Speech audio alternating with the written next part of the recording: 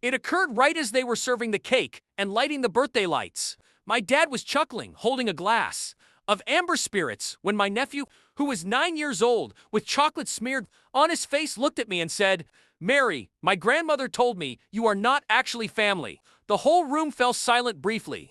Then everyone started laughing, even my mother. I managed to smile because that is how I have learned to react when people reveal their true selves. Things were not always this way. I used to admire my older sister. She was the favorite child, loud, charming, the kind of person who naturally drew all attention. I was quieter, the one who studied hard, the shadow she easily overlooked to reach success. Dad often said you to provide a good balance to each other, but he never saw how much that balance cost when one person was always being weighed down. When Mom became unwell, I paid for her medical care without saying anything. When Dad's company failed, I helped him restart it. When my sister's son required tuition, I wrote the checks every semester without asking questions, because that is what family means, right? That word used to matter deeply to me, but I began to see small, hurtful behaviors. Mom would forget to invite me to our family midday meals. Pictures would be posted online with everyone tagged except for me. My sister's spouse once made a joke, "You are like the family's bank." And they would all laugh, always laughter. Then came the private talks. "She is not truly ours.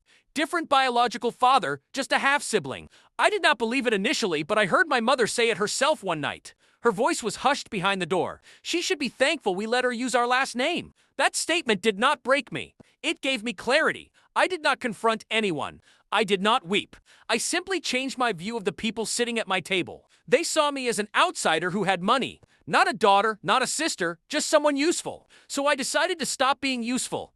I waited for the exact right moment, for the perfect insult to confirm what I needed to do.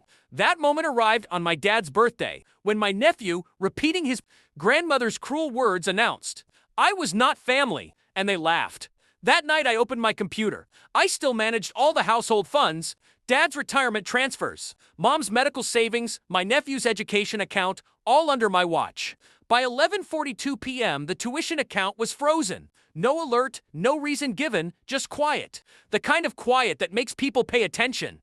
By 8:55 the next morning, my sister called, crying in a panic. "There is an issue with Ethan's account. The school reported the payment failed." I let her speak.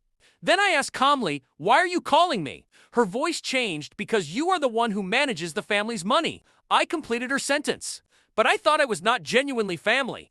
There was a long silence, then a faint, desperate "I did not mean that, okay." I almost felt sorry for her. Only almost. Over the next week, things started to fall apart. Dad's business payments stopped automatically. Mom's medication deliveries were delayed. Every system I had quietly maintained for years, unseen and unappreciated, suddenly became essential. They called, they begged, they even sent my dad to speak with me. He said, "Do not punish your mother for something she said years ago." I replied, "I am not punishing her. I am simply teaching her a lesson." He did not grasp it. None of them did. People like that never realize how much someone does until they stop doing it. My sister tried to make me feel guilty next. She said I was ruining the family. I told her I did not ruin anything. I just stopped ignoring the problems that were always there. She yelled, calling me thankless. I did not answer. By the second week, she had sold her jewelry to pay the tuition. By the third week, she sent me a text, "You succeeded." But it was not about winning.